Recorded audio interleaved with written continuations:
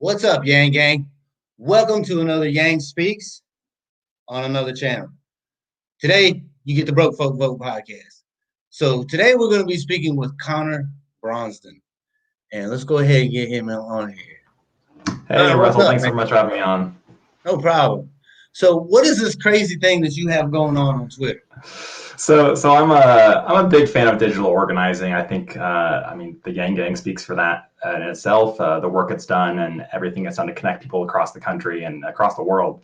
And a subsection of political Twitter called election Twitter has kind of formed, particularly post kind of what's happened with the Markeyverse and everything that happened with Ed Markey's campaign. And this election Twitter, as they're calling themselves, or ET, we decided to do mock elections for the gubernatorial candidates of each state's election Twitter. It's a ton of fun. It's a great way to engage the community, talk about real issues that matter. And I decided to throw my hat in the ring for the governor of Washington State election Twitter. I actually went the extra step of hiring a digital organizer because I saw the value. I wanted to invest in someone who was learning to do digital organizing in the community and invest in that kind of energy. And it's been a ton of fun. Digital organizing. That's a pretty cool concept. Get into that a little bit more. Explain that. Yeah, so a quick bit about my background to kind of explain this. So I've been working in campaigns off and on for going on 10 years now. I managed a congressional campaign in Washington State back in 2014. Didn't really have a prayer, sadly. It was in the 8th congressional district before it has kind of shifted more blue. And even then, I've always believed in the idea of what we can do online and what we can do to engage us. I think Obama's 2008 and 2012 campaigns have kind of shown that, and we've seen the power of it continue ever since then. Online spaces, there are pros and cons, right? We have this huge opportunity to connect with each other, to exchange information, to talk about big ideas like universal basic income or Medicare for all. But they also have this effect of making people feel alone and pushing folks into rabbit holes sometimes. And so I think it's really important that we have this kind of relational online organizing where folks are making an effort to actually reach out to other people, to be willing to have these conversations, to be willing to be proven wrong. And so digital organizing to me means building those relationships, investing in your community online and engaging them to get out to vote, to help build campaigns, not just donate money. I feel like when you look at a typical, say, Democratic campaign, their whole email list it's all about donate $5, donate $10, donate $25. And that's really effective for raising money. But I think we're seeing the long-term disadvantages of that because folks are burning out. Folks aren't opening their emails. I know all my election emails goes to spam. And so I think it's important for us to, right? I know a lot of us have put that, I've got a filter going. I'm I don't want to see these. So I think it's important for us to reach out to other people and have real conversations about issues and engage them. And I think when you empower folks to say, hey, I want to get you involved with this campaign, even if it's a campaign for the governor of a fictional election Twitter state, I think there's a lot of power to that and making people feel good and raising them up. So because I know the Yang Gang is really good at the internet, right? Totally. Yeah. So how do we utilize this for Yang 2024? Because I feel like it could be very powerful. So one thing that I think Joe Biden has done a good job of this year is the Vote Biden app, which they've used to help folks do text banking and other activities for the campaign. So I think that's one really basic way you can do it and say it's crucial to have that kind of app that folks can do organizing on to reach out to people they know in other states. Second thing is I think building that Twitter following, building those conversations, getting folks in favor of UBI, getting folks in favor of moving forward, not right or left. I think that's a really powerful thing the Yang Gang can do. I think you've honestly seen a lot of that building out of the campaign. It's one of the things I really like to talk about is I kind of look at things through three lenses, which I think is very similar to how Andrew Yang does, where it's an equity lens of how's this working for people across the country, across the world, a technology end from looking at how do we see this being impacted by emerging technologies and innovations, and how is this being disrupted, and then sustainability angle, because we have to think of the planet. And so I think if we can have conversations on those kind of three levels and really reach out to folks and be willing to hear from folks who think we're wrong, or and be willing to not immediately turn them off and say, hey, let's actually have a real conversation. That's how we start having persuadables. That's how you start engaging people. And it's also just about connecting too. Just sitting there and like having folks do like massive like lists of DMs saying, hey, we want to engage you. Hey, we want you to do this. Can you reshare this? I mean, those matter. People want to feel empowered. I mean, I'm sure you can speak to this, Russell. Like when Andrew Yang ran, I think one of the things people really loved about his campaign was that they felt like they were a part of it. For sure. And that was one of the things that was so special about Andrew's campaign, is that it was so inclusive. Yeah. I mean, people from every part of the spectrum was coming over to join the Yang Gang. Absolutely. And that's because that there was this vision of humanity first. And unfortunately, I've seen that fall to the wayside since Andrew has suspended his campaign. Yeah. So how do we have those conversations? Because all I see is people getting blacklisted, and I try to stay away from it as much as possible, because I think everybody's entitled to their own opinions, and they're entitled to vote for whoever they want to vote for.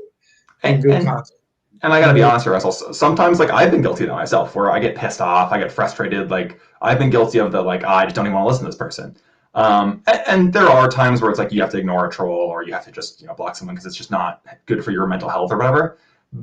But for the most part, I think you're spot on, and Andrew's spot on with that idea of humanity first, of seeing the human behind the screen.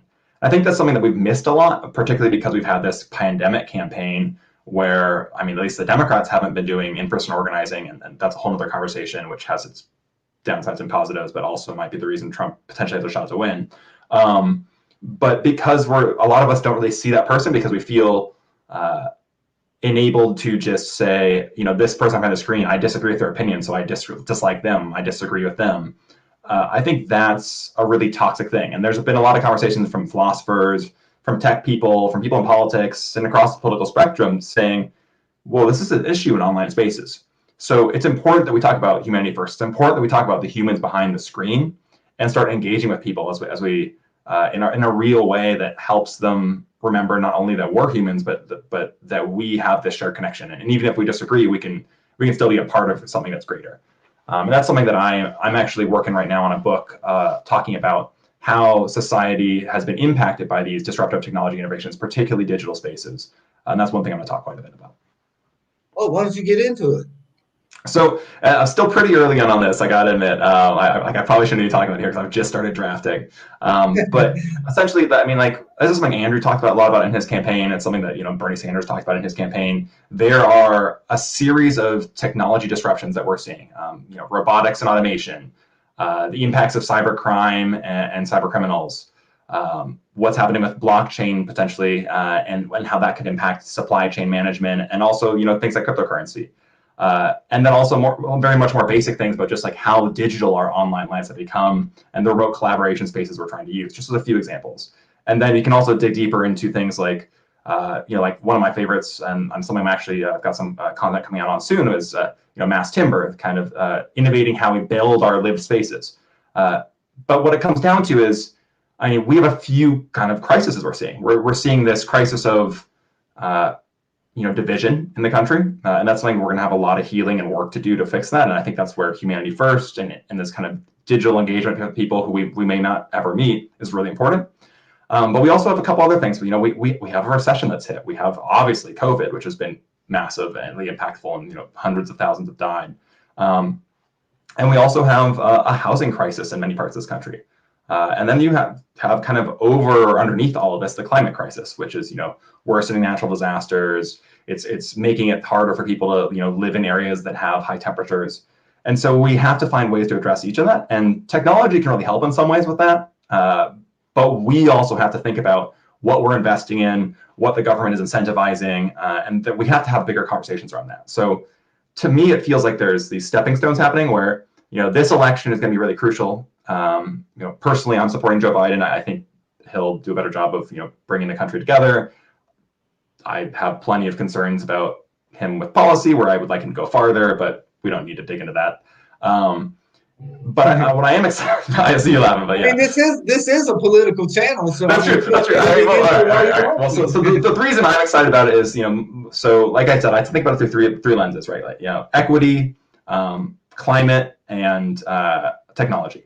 And to me, I see Joe doing really well on climate and technology, or at least better than most past presidents have. From the standpoint of he wants to invest up to $2 trillion into clean energy, into new technologies to help with the climate crisis. So that's, for me, as that's one of my key issues, that's something that just really separates him from Donald Trump.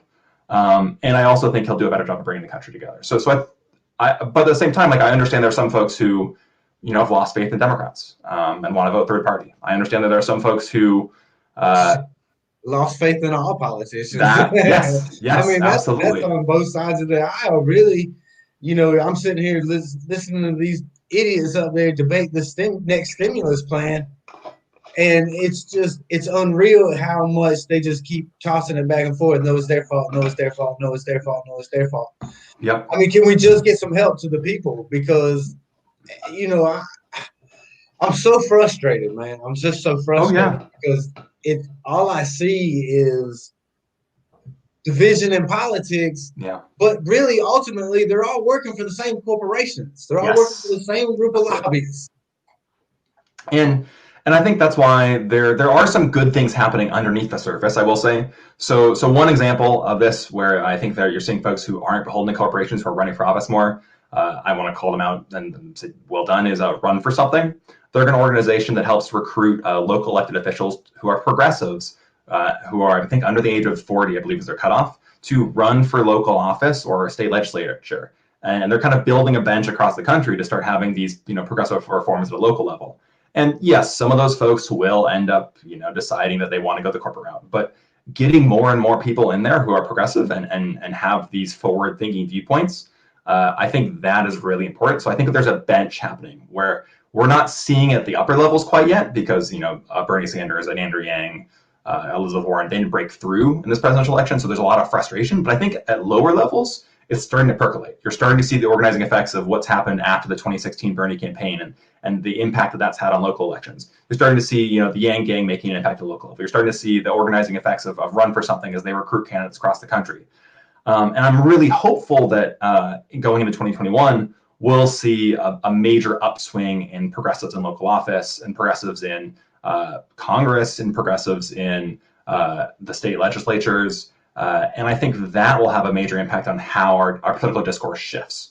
And I think there is, frankly, in part, just thank you to Andrew Yang's campaign, there's a much bigger appetite now for things like UBI. And to your point about the stimulus, sorry, I need to breathe out for a second, because it makes me so angry. Like the fact that we haven't gotten real help for working people. Like a $1,200 check is nice, but in most parts of the country, that doesn't go far. That doesn't help a family of four. That's in some place, like, let's say I live in Seattle. That's like maybe a month's rent for a lot of people. For some folks, it isn't even that. And so there's just a lot that's not happening. And instead of recognizing that and saying, okay, we need to tax the wealthiest among us, we need to look at a Jeff Bezos who gained, something over $50 billion during the pandemic, and say, he doesn't probably never going to use that $50 billion. Like, how can we have a progressive income tax? How can we, restructure how our government works? Instead of doing that, we're arguing over just details. And you know what? Details are really important, but the bottom line is that people need help. And it's not, the defense industry that needs help. It's not, frankly, the airlines that need help. Like local people, working people, or those who've lost their jobs, they need help from the government now. And a lot of those jobs are not going to come back. Andrew talked about this. Automation is happening. We have to transition how we think about our economy. We have to continue to become much more of an idea-focused economy, because a lot of those service jobs, a lot of those factory jobs, they're not coming back. It's just, robotics, automation are becoming cheap enough. It's something I've written about in my work. I do consulting for technology companies as well as my political work. And one of the things that we've talked about in a paper I wrote with Microsoft is, this kind of industry 4.0, this automation, robotics, this engagement with smart devices, that's not stopping.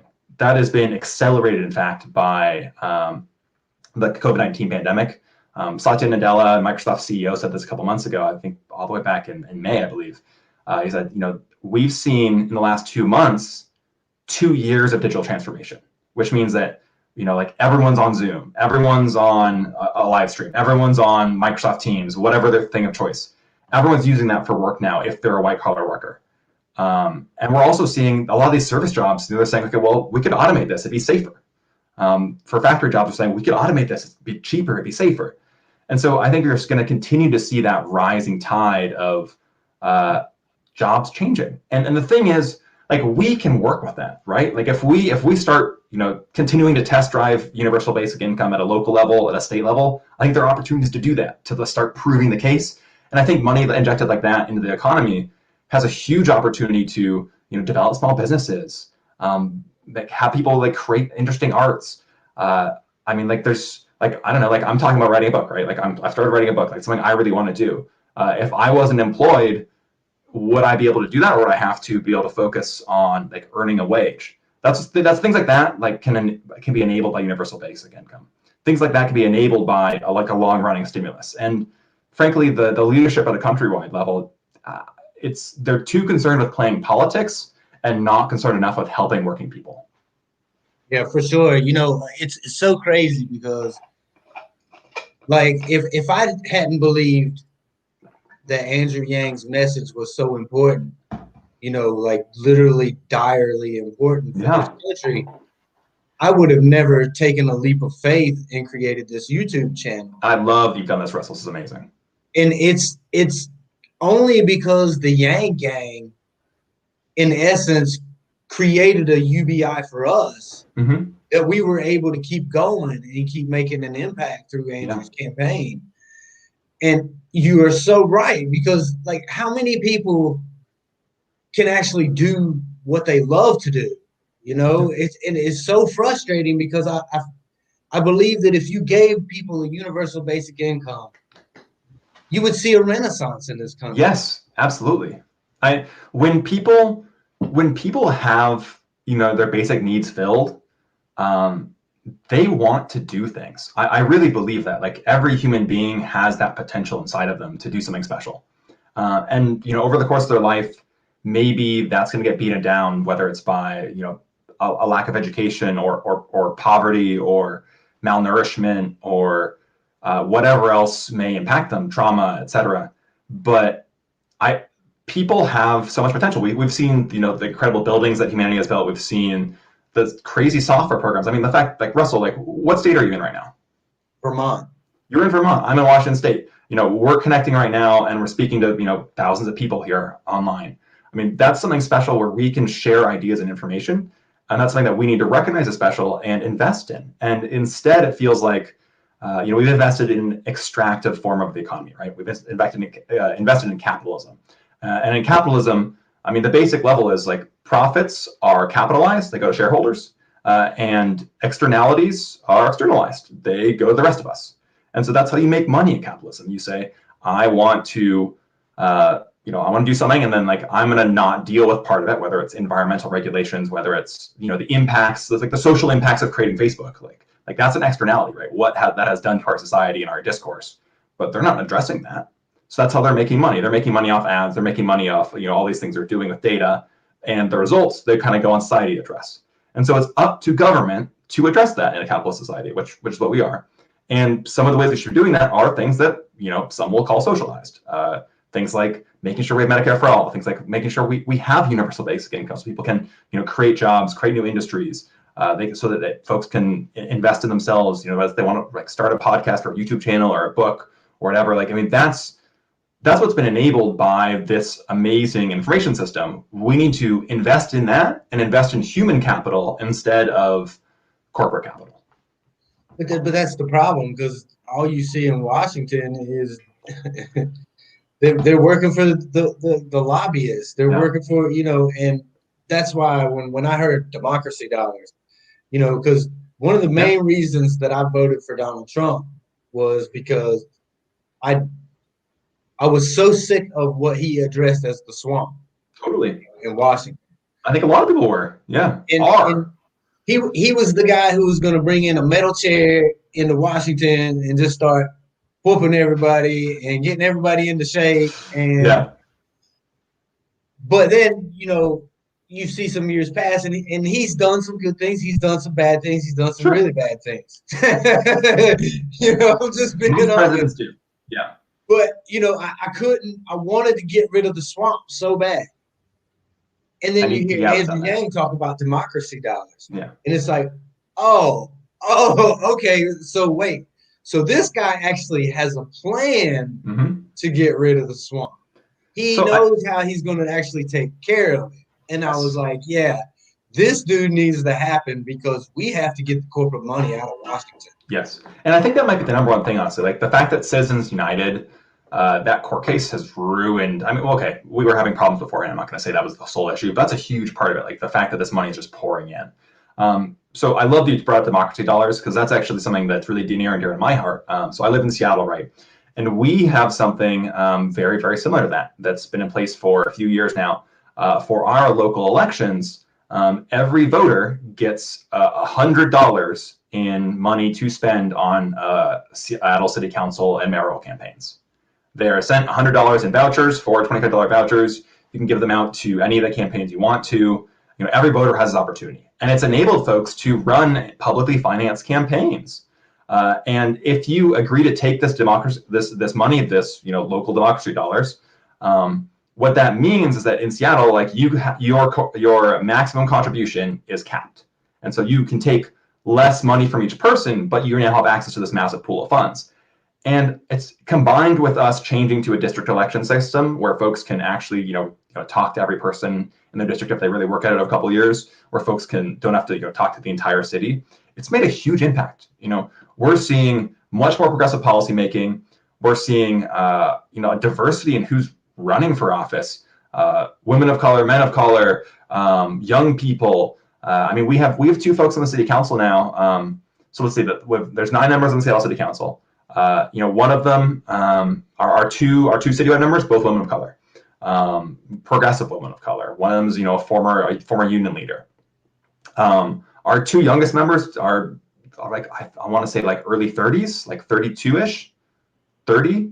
We have this very diverse city council that's forming, and it's in a huge part because they have access to these funds, these local democracy dollars, and it's kind of amazing because I think we can see that at a national level too if we put the effort in. So you actually already have democracy dollars out where you're at. We do. So Seattle local elections put this into place, and I'm looking this up right now because I want to get the date right. I want to say it was the 2015 election where we put this into place, and I really should know this, but yeah, we've had this in a couple of our local election cycles now, and it's made a big difference. It's enabled non-corporate candidates to run, to really stand up to people. We have Shama Sawant, who's been in office here for a few years. He's a socialist. He pisses some people off, frankly, but it's a people-powered campaign. It's very anti-corporations, and you're seeing that sentiment throughout the city. Actually, last year in our city council elections, the entire corporate-backed slate lost across the board. It was besides like 1 member came in who was backed by that slate, and so you are seeing this massive shift in Seattle politics, where Seattle's been a very liberal city, and now it's a very progressive city. And the mayor's still quite liberal, and so she's blocking a lot of reforms folks are trying to push forward. But you're seeing real representation, and that is due to this local infusion of money, the organizing work by a lot of folks on the ground, and just changing in how we're electing folks. It's pretty amazing to see, honestly, and I think we should see that more at a local level across the country. People should be instituting reforms like this, and we should be seeing this more at a congressional level. We need more public financing and campaigns. But yeah, our democracy vouchers here, they're called vouchers here. It's been a huge impact, and I love that Andrew talked about that in his campaign. It's fantastic. Yeah, I can see. It's just one example. Your city is just one example, and that's a small test size. Yeah. But the fact that you said that it was a clean sweep, always. So I missed that there was one corporate candidate who won, but overall, that's a really good record. That's a huge win for like, it almost makes you feel like you have a voice again. Yes, yes. And so here's the thing, like this is a city of Amazon, right? Like Amazon's here, Microsoft's nearby, Amazon dropped over $1 million into these corporate PACs to back this corporate slate of candidates, and they lost. I'm just saying, like I know $1 million on a national level, not a lot, but $1 million in Seattle for a local election, that's a lot of money. And it was more than that. I don't want to misquote it and say it was 3 or whatever, but it was, I want to say it was like 1.7. I might be wrong on that, but it was over $1 million that they dumped in to back these corporate candidates, and they still failed. Hell yeah, that's how you beat the dollar right there, Yeah, man. absolutely, And that's absolutely. that's why campaigns like David Kim's are so important. Mm-hmm. And he's winning out there in California, and he's taking old dude to the woodshed. I It's love to see great that. to People who are see. standing up to those currently in power, people who are standing up to the current system, that's really important because, I mean, bottom line, the system of government that we have today doesn't work for a lot of people. The way we interact with our government doesn't work for most people. Working people have been left behind, and we need to do better, and we need candidates who are going to stand up and do better. And that's why, like as silly as it kind of is sometimes, like I'm very invested in this, online Twitter election I'm in because I get to talk about these issues. Because I get to talk about, UBI, because I can talk about, a Green New Deal, which is very dear to my heart, and, a climate plan, because I get to talk about how we can restructure our tax system. I think it's important, whether it's, in a city council campaign or a statewide campaign or congressional campaign or a national campaign, to talk about big ideas. And that's something that I want to give a lot of credit to some of the folks in the Democratic primary for, like Bernie Sanders, Andrew Yang, Elizabeth Warren. They all talked about really big ideas. They said, we can do this as a society. And, whichever candidate you supported in that primary, I think what we kind of seeing coming out of it is we've seen a shift in where people believe the country can go. And, Joe Biden, he didn't have this aggressive a climate plan in the primary at all, not as nearly as aggressive. And now he's committed to $2 trillion investment in climate power and in clean energy and clean energy technology and in building back new jobs, the Build Back Better campaign, as they're calling it.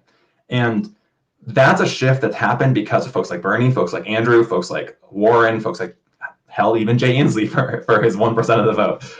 And, like that national shift, we have to see that. And I know it's really frustrating because, trust me, I am frustrated that it's not happening faster, because I think you see it, we all see it. And the reason, I mean, there are a lot of reasons it's not happening faster, but one of those reasons is because there are corporations, because there are, major interests that are trying to divide us. And when it comes down to it, like, you voted for Trump in 2016, I voted for Clinton, like we can still have a conversation. And then that should be the norm, right? Like that should be the norm.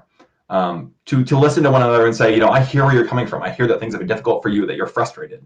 And that's something that we can make the norm if we commit to it and work at it. And I really believe that when we do that, it takes a lot of work. It takes time for us to, build support for things like UBI, build support for things like democracy dollars, build support for things like Medicare for all. But when we do that, our society is better off for it. And so we all have to put that effort in. And thank you to you and your listeners for continuing to put that effort in and fight for what's happening. Doing that digital organizing, doing that in-person organizing. We need to change the way that our society interacts, online, in person. We have a lot of work to do, but it's all there for us to do. And it's very doable. Society has seen massive changes quickly, and it feels like nothing's happening for a long time until it all explodes, and suddenly you're winning.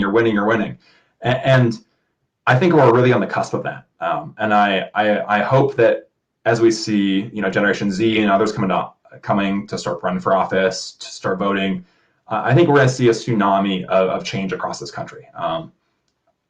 Hell, man, I might be crazy for this. I think Texas is going to go to Biden this year. I really do. And I think if that happens, you will have to see a reorganization of how Republicans are interacting with the country. You're going to see them have to try to be at least a little more worker focused, a little more individual focused. And if that happens, I think we have an opportunity to really make some change in this country. So I'm optimistic, whether or not Texas flips, whether or not where flips. I think there are huge opportunities in this election, and after it. I mean, like a lot of folks are saying, oh, if we elect Joe Biden November 3rd, everything's going to fix itself. Or, if Donald Trump wins, we'll keep making America great. Whatever side you're on, you can vote third party, whatever. This doesn't stop with one election. It doesn't stop with, this election and the 2022 election. I mean, we all have to engage in our society at a level where we are expressing our opinions and talking to other people. And I know it's frustrating because some folks are living hand to mouth. Some folks are really struggling. Some folks just are frustrated because, I mean, this, Russell, but like sometimes the discourse sucks, right? It's just combative and disgusting and so corporatized at other times. But we can create these spaces like what you've created, like what the election Twitter election I'm talking about has created, where we can talk about real issues and have these real conversations and in a positive manner and engage. And I think that's what we have to remember is that, like, yes, like a lot of things are bad. A lot of things are struggling. A lot of people are hurting, but we can make a difference. And you may not be able to like fix the world on your own, but that's what organizing is for. That's what like bringing people together is for, whether it's on a show, whether it's on a campaign, whether it's with, the Yang Gang, like that can have a massive impact. Like you can change things. There's a saying, and I never remember who this is by, but it's, first you change yourself, then you change your loved ones, your families, your friends, then you change your community, then you change your country, then you change the world. And so it's a step-by-step process, and it feels slow, and it takes all of us engaging, but we can make a big difference here. And if we think about it, think about what we're doing and how we're interacting with others, like I think we can do a lot. That's just it. Somebody in the chat, Serpent, brought up a great point. I've found that this to be true too. Is you come from, I'm guessing how you've been a Democrat for a long time. I guess I'm assuming. I more so identify with the Working Families Party these days, but yeah, I definitely grew up a Democrat. So right, okay, and I grew up as a lifelong conservative. Totally. Up until I saw Andrew Yang, and I found that since I've been over here on the Democrat side, you're right. We do have more in common than we have not in common. And if we would just realize that, we could get rid of a lot of the toxicity that's going around. Yes. I can't stand it. I can't stand to see it because, to me, you're just as important to me as the next person. Amen, brother. It doesn't matter who you are. You're still important to me, and you deserve to be heard. Everybody deserves to be heard. I mean, humanity first, right? Like people matter, regardless of who they are. And it's on us to treat each other that way and to recognize that and to reach out. I think you're totally on track there. I mean, we just got to realize that we're all just human. You know what I'm saying? Until the aliens get here later this year. I mean, that's going to get really exciting, right? But so where do you see this country? Because I know that you're like, okay, so what if Trump does win? What do you see happening in both scenarios is really what I'm asking. Yeah, okay. So well, let's talk about like likelihoods first. I think there's definitely a chance Trump wins. And there's a couple ways that can happen. One, Republicans have been knocking on doors throughout the pandemic, and that may not be a good thing for public health, but that has meant that they've gained a lot of registered voters, whereas Democrats haven't gained as many. So places like Florida, Republicans are starting to close the gap in total registered voters. And that's a concern for Democrats. So there's definitely, I would say there's like a 1 in 10 chance that Donald Trump wins the election. And then you add to that, efforts at voter suppression, trying to lower Democratic turnout, like there's definitely a chance. And the weird thing is it feels like when I work in Democratic campaigns, usually we're fighting against this massive spend of corporate money, and we're trying to organize and get the people power. And it's weird because it feels a little flipped this election because Republicans are doing a better job of that organizing. I think that's one of the weaknesses of the Biden campaign going into the general, compared to Sanders, compared to Yang, compared to Warren, who had these like great organizing teams, or Pete Buttigieg even. But the giant organizing teams that they had, they were talking to voters. And I think that Biden has gone in for a much more money-heavy strategy, and that could bite us in the ass, frankly. And so if it does bite Biden in the ass and Trump wins, I think the question is going to be what happens in the Senate battle. If the Senate goes to Democrats, even though Trump wins, I think it's going to be hard for Trump to do some of the stuff he's going to want to do. And I think we're going to see a kind of battle between this like authoritarian vision of the presidency, which Donald Trump has, where it's like, I am the master and commander, and Democrats in the legislature. But I think the Democratic Party cannot afford to lose this election because Donald Trump will continue to erode the power of the legislature. He'll continue to get justices on the courts. And Democrats, as a general rule, don't play for keeps the way Republicans do. That said, I do think there's like an 85, 90% likelihood that Democrats do win and that Joe Biden wins. I would say there's probably like a 60% chance, maybe 70% chance that Joe Biden wins and Democrats take the Senate. If that happens, we'll call it the most likely scenario is that 70%. And I'm just spitballing here. But if that happens, then Biden has a chance to govern. He has a chance to put forward a climate plan, a chance to try to make reforms to help working people. And I think that's fairly likely because polling shows that Donald Trump is losing older voters across the country because of the way he's treated them during the pandemic, frankly. He's losing a lot of the older voters because of coronavirus, period. Yeah. And in addition to that, he's also losing like white suburban women, particularly like white suburban college-educated women. And so I think what you're going to see is Trump will lose Michigan because of that. He'll lose Wisconsin because of that. And he'll probably lose Pennsylvania because of that, which means Joe Biden should win the election. But it's not for sure. And I think if Biden fails to take the U.S., if Democrats fail to take the U.S. Senate, then Biden's opportunity to govern is much more limited. And I will be quite concerned then because I think that would mean that without the U.S. Senate, I think Mitch McConnell will block anything he wants to do. And it'll be very hard for Democrats to get reforms. That said, I do think the most likely scenario is, Biden takes the election and Democrats do take the U.S. Senate. I think it's a question of how many votes you get. And then I hope that what they'll do is they'll invest in sustainable American jobs, in clean energy, in changing the way our country works, in reinvesting in our infrastructure, building light rail in cities that need it, building trains.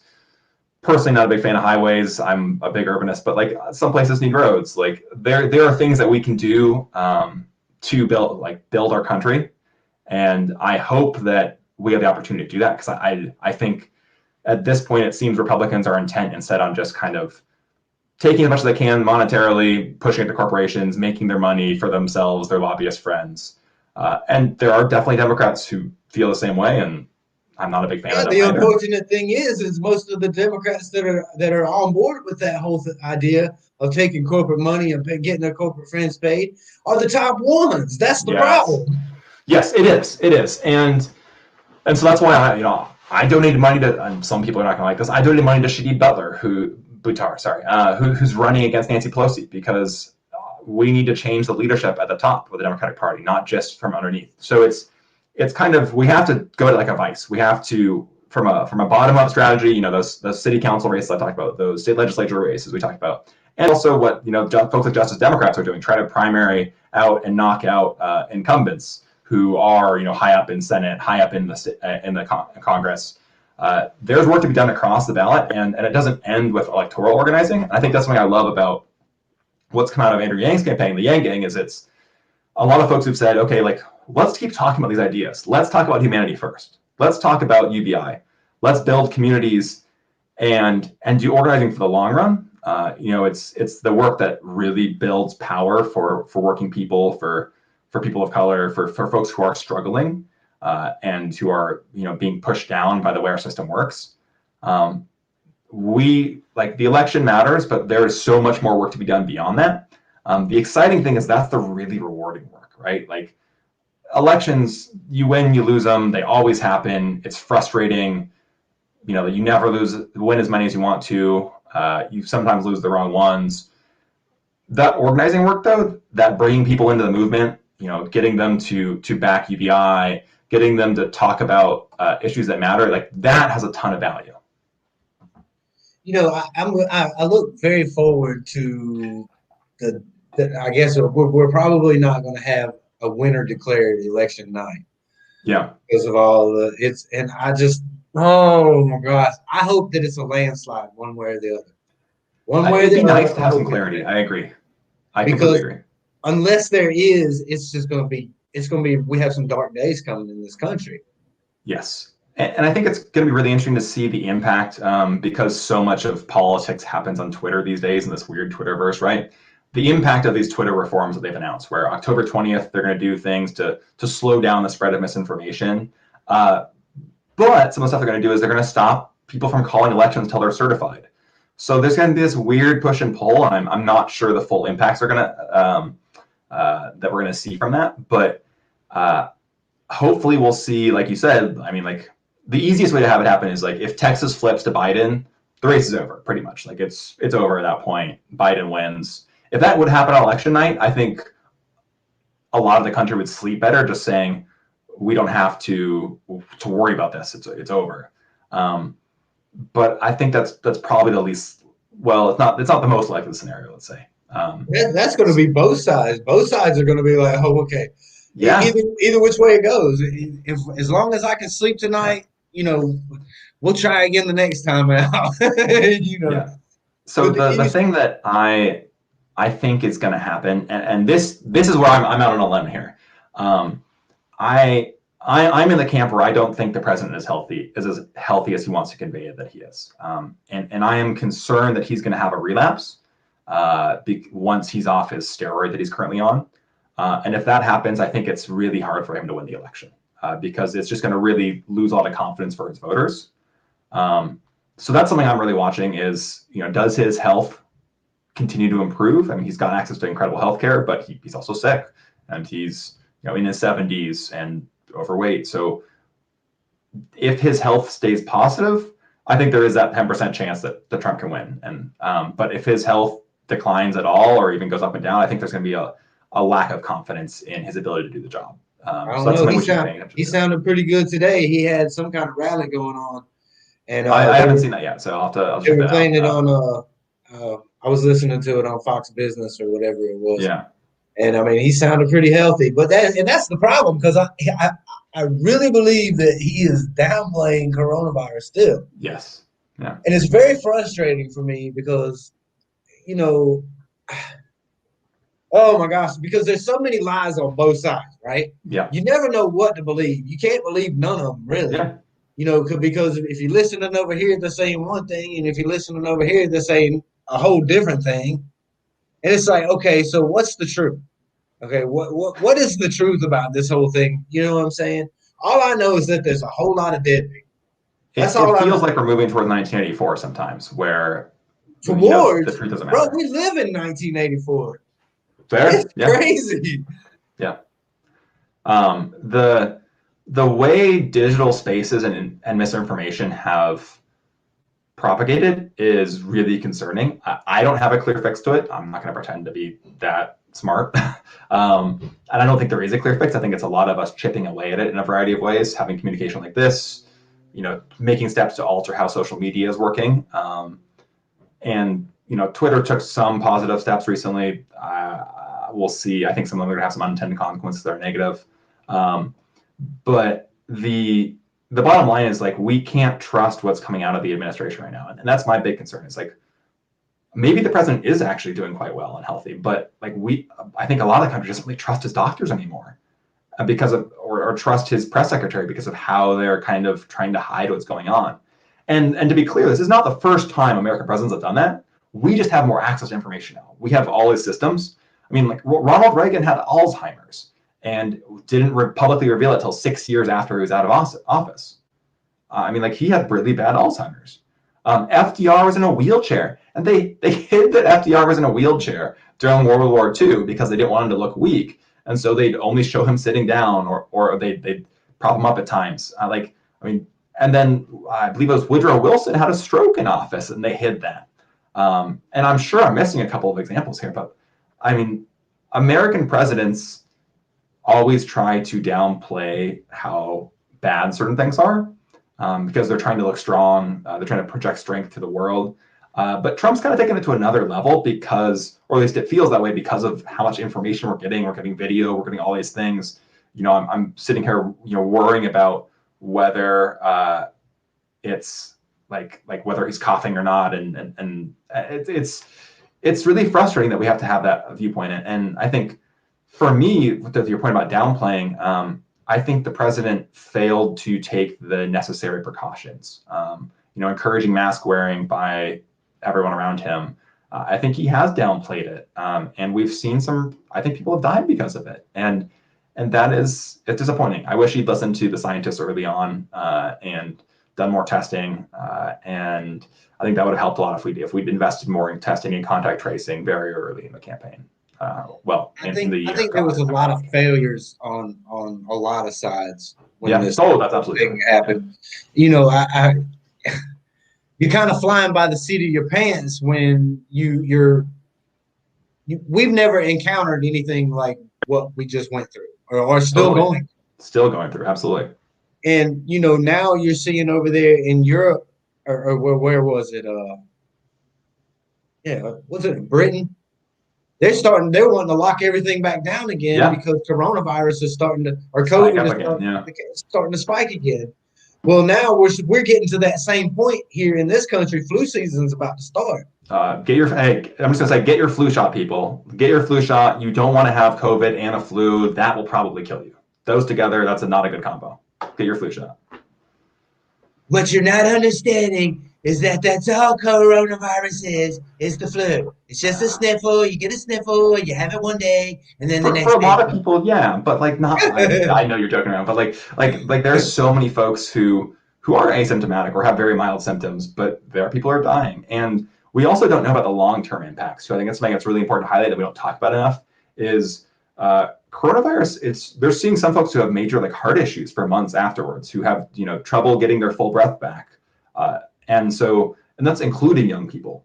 So I think that's one of the things to really keep an eye on is, are those folks recovering, or is this something that's going to be debilitating you for 5 years, 10 years, even 2 years, 1 year? That's a long course of illness to have impacting you. So I think that's something that we it's better safe than sorry. Try to avoid it. Try to stay healthy. I know it's frustrating. I would love to go see, a concert. I'd love to go see someone play some brilliant guitar and drums and just go to a concert. That sounds amazing, but it's just not safe right now. So, we have to make do with streams. We have to, try to continue with social distancing and masks and get tested if you're concerned you've been exposed, and do the best we can until we get a vaccine, until we get, better opportunities. And hopefully in the coming months, we'll have a vaccine that's effective. And that's something to pay attention to too, is the first vaccine that comes out may not be 100% or 90% effective. It may be 60% effective. So we're going to have a lot of things to figure out here. And hopefully, whether or not he wins, Trump will start to focus more on being cohesive with his statements about coronavirus. Because I think that's one of the big failings we've had here is he wants to, because he's so concerned about his electoral prospects, he wants to say, oh, there's going to be a miracle cure. There's going to be this, there's going to be that. And I think it's pretty clear at this point, there isn't a miracle cure. If you have massive access to doctors and money, yeah, you're going to do better. But I mean, Chris Christie's been in the hospital for 7 days and he's not poor. So that early downplaying of COVID and the continued kind of push to find a miracle cure, I think is really a negative. We need to talk more about the fact that it's going to take all of us. It's going to take a community to say, let's wear masks when we're around other people. Let's social distance. Trying to find ways to deal with it. And it's going to be a hard winter, probably. And people need to prepare for that. It's going to be very hard. And one of the parts that is really frustrating to me is the cases like my mother, right, who is she was committed to a nursing home because of she has Parkinson's and she's had multiple strokes. And the family hasn't been able to see her in 8 months. Now this is a struggle. This woman is struggling with something that it makes her forget her children, makes her forget who we are. Lonely. You know, when you have that kind of situation, and now we're talking about having to, the winter season is on us. I may never ever get the opportunity to see my mom again. I'm so sorry, Russell. But that's a situation not just in my life or my sister's life, a lot of people's lives. In a lot of families' lives. And I don't know what we're going to have to do. And I can understand Trump doing that. I can understand Trump trying to cheerlead for a vaccine and all this stuff. Totally. Because it's kind of his job. And it is kind of his job to try to lead the country. And I kind of think that any president who gets information on something like COVID is going to do exactly what Donald Trump did. It's going to try to downplay it to the American people, because you don't want to panic the American people if you don't have enough information in. And I can see, why he would do that. But I mean, it's the fact that you not only did that, but you have continued to just keep downplaying this. And let's open everything back up, man. We're just going to have bruh, you can't do that, man. It's a huge failure. Yeah. I mean, like, it's like there is such a thing as like downplaying things in time of crisis and trying to make people feel better and trying to be a firm leader. But it's been erratic, and it's put people in danger, a lot of people in danger. And if we had done something like, say, institute UBI for 6 months at the start of the pandemic and say, everyone's getting even just like $1,000 a month. I mean, that is it. Like, we don't have to push that far. We can keep a lot of the economy closed. We can make it work. And instead, we're spending money, bailing out these massive corporations. Or hell, we could have looked at Germany. So something Germany did, which I loved, is they, instead of saying, okay, like we're going to give loans to all these corporations and they can't lay off workers. What they did was they said, we're going to give loans to these corporations, and they can cut hours for certain workers, but they need to keep as many people employed as possible so they don't end up having to go on unemployment. And so there's, and I'm not fully describing it, but what they did enabled them to keep people working in a safer manner and also keep the economy going at the same time. And so there's a lot, and I do want to shout out Vote Down Ballot Progressives who's talking about Paula Jean and UBI and Medical for R, because Paula Jean's fantastic. So thanks for talking about that in the comments there. But there are things we can do to effectively, help the economy by helping workers and also help corporations stay afloat. But we've overcorrected in our society because of how American society works, is by focusing on these corporations. And the focus should be on the American people, and the corporations is a secondary part of that, or a necessary part of it, instead of saying, oh, let's make sure these corporations are doing well, and then hopefully they'll help people. It's just not the right way to think about it. Like, it needs to be, like you said, humanity first. Yeah. What was the price tag for Andrew Yang's freedom dividend? Was like $3 trillion, right? I'm not 100% sure, but that sounds right. I think that's about right. And you're looking at his plan cost $3 trillion, and that was for everybody to have $1,000 a month. Yeah. For a year. We spend that on businesses. We spend that, a lot of us. Like, we invest that, we put that into the stock market, or you buy the new computer you want, or you help pay your bills. Like, trickle up economy. I see someone in the chat, Serpent77, talking about that right now. But like, we have this myth that the rich people at top, the money comes down from them. But like, no, like, the money is flowing upwards from people spending it, and then it's collecting at the top. That's why there's this phrase, redistribution of wealth, because it's collecting up here, and if we redistribute upward, it trickles back up. They'll end up with the money anyways. They're the ones who run the companies. Like, we can do a lot of things with UBI to and other systems like that to really help the way the country works. I appreciate, by the way, Russell, that like we can both disagree about frankly, I think the president didn't handle the pandemic well at all from the downplaying. I think that was overdone. He should have talked to folks. But I really appreciate this conversation, because it's really nice to talk to someone who, like we both highlighted, I think here, We can have differing opinions and still have this conversation and still talk really in depth about these issues and find areas of common agreement too. I think that's fantastic. So I know we only have a few minutes left, but I just want to say, like, I love that you're doing it on your show, and it's fantastic. For sure. And I think that's because most of us, right? Most of us are fed up with both sides. Most of us Yeah, can't stand either side. I yeah, can't stand some of the stuff that Trump's done. And totally. I damn sure can't stand a lot of the stuff that Joe Biden's done over his entire career. Yeah, I'm sitting anti-war crime here building, looking right? at everything that Joe Biden has backed, and he's a total war hawk. Mm-hmm. I mean, it's just, I'm done with the endless wars. I mean, that's the whole, Yes. why are we stuck with these two choices? It blows my mind Yeah. that the corruption is so pervasive in this country that this is what we got. These are the Well, choices that we have. the good news is, I mean, you're seeing campaigns like Andrew Yang's or Bernie in 2016 or Bernie this year do much better. Like, we are seeing improvement. But to your point, it's frustrating because there isn't this breakthrough. Like, we can see stuff happening at a local level, and I really want to point out again that, like, there's so much we can do. Local elections, voting down ballot, so incredibly important. That's where these people trickle up. Those are the folks who then run for president later. But it's slow, right? Like, we all want to see that breakthrough of that, like, amazing candidate who's running, who is the presidential nominee and becomes the president. And hopefully we'll see that in 2024. We had him. We had him. Yeah. His name was Andrew Yang. If Andrew Yang and Tulsi Gabbard would have gotten on a ticket, I think they would have crushed everything in their sight. I really do.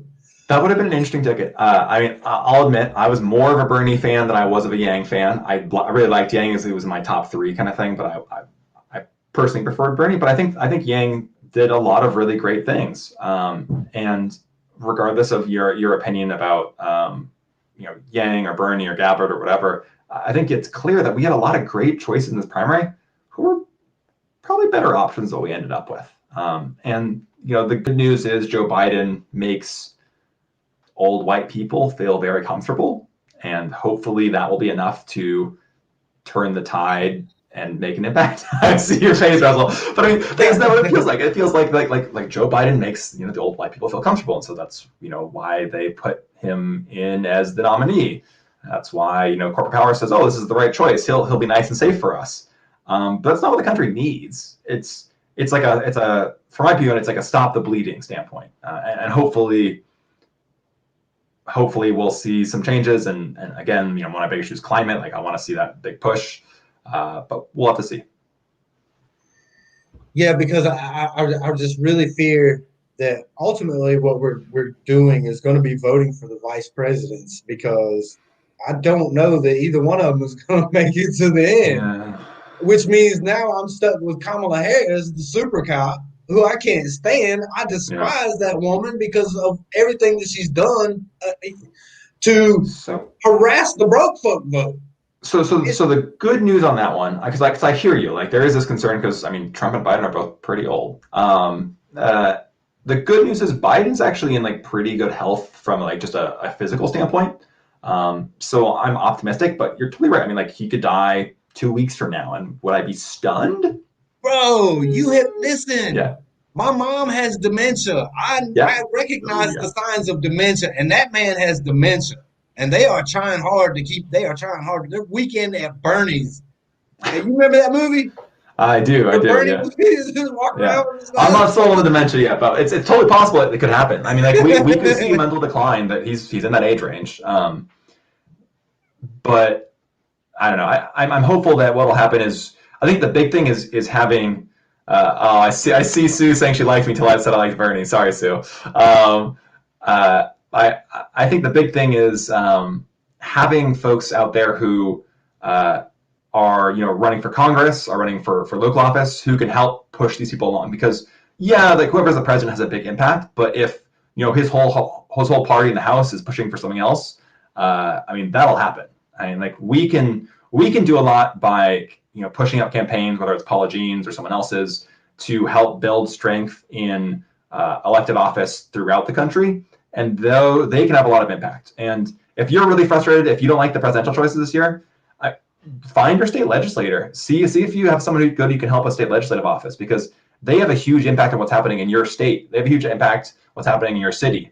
And there's an opportunity to get involved and frankly, they're more likely to listen to you because they have a lot less people who are engaged in voting on them. So I think that's one big thing the Yang Gang can do in the next 4 years is get involved with local elections and get people in office who care about UBI, who care about democracy vouchers or dollars, whatever you want to call them, who care about working people, and then those folks can help Andrew Yang win. Those folks can help build a movement that's people first, that's humanity first in this country.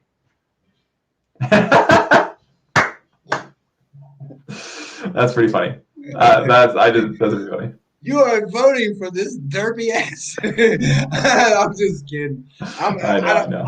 I'm so conflicted. Like this election has me so conflicted because I see what we could have had, and I see what we do have, and I see the corruption on both sides. And I think to myself, flash forward to 2024, that election, if the DNC has so much power that they can silence someone as big as Bernie Sanders and his following was, like the good news is they're losing power. Like they're not gaining power. Like they're still winning the up level stuff, but they're losing power. People are pissed at them. So there are opportunities. It's not always going to be this way as long as we keep organizing, as long as we keep working together, as long as we keep engaging with other people. And I think the thing for me, I found my reason to be excited about Biden, right? Which is like clean energy, his clean energy plan. I think it's good. $2 trillion invested, build back better. We can do a lot of good for the country. I think that's important for the long run and for rebuilding from this recession we're now experiencing because of COVID. In order to have this like more sustainable industry. So I think there are positives you can find. It's tough when you look at the whole system because the whole country, the whole world looks like a storm cloud right now, right? Like we have COVID over everything. We have these divisive elections, but there are silver linings. There are candidates who are running for local office, running for state office, running for Congress who are incredible. There's amazing organizing work happening in your local communities. People who are even things like the fact that we have people talking about like Black Lives Matter book groups. Like at least we're talking about issues in this country that we haven't for a long time. So there are things that are happening that are huge positives. The country feels like it's not on the right track because of everything that's happening up here. But I think you're seeing this bottom-up movement starting to happen from the Andrew Yangs, from the Bernie Sanders, from the people they've inspired. And I'm really hopeful that we'll continue to see that. And I think if we can keep on organizing, keep on working at that, the working people of this country can get a much squarer deal, as Teddy Roosevelt said. Conor, I am going to end things on that note of positivity. I love it. I mean because I believe that you're right, and I believe that we are getting better. Slowly, and it's a process. But I've seen a lot of things from my parents' generation, to my generation, to my son's generation, have passed away, and ideas have changed. Gay marriage was not a thing. Yes. When I was young, it just wasn't, and it wasn't talked about. It wasn't, but now you've seen that change. Totally. You've seen a lot of the racism get exposed. You've seen a lot of the systemic stuff has come to light. We're talking about it at least. We're talking about it at least, right? Exactly. And I have hope that my son's generation, the one that's coming up, can really break through and help change things. And I think that we're on the right track. We're on the right track, brother. We just got to keep preaching the good word. Amen. Hey, well, Russell, thank you so much for having me on, man. It's been an absolute pleasure. Really love talking to you, and thanks everyone for watching. For sure. Conor, you have a good one, brother. You too, Russell. Well, there you have it, Yang Gang. That, to me, that was a very important conversation. And the reason that it was so important was because you were able to see two sides of the aisle actually sit down and have a conversation like grown people. And the Twitterverse could take a very good message from that because there are some toxic people on Twitter. But Yang Gang, we hope you enjoyed it. Thank you so much to our Patreons and our donors who helped make this channel possible. And shout outs to our new Patreon, James Abrams. Thank you, brother. We appreciate you. Yang gang, we love you. See you on the next one.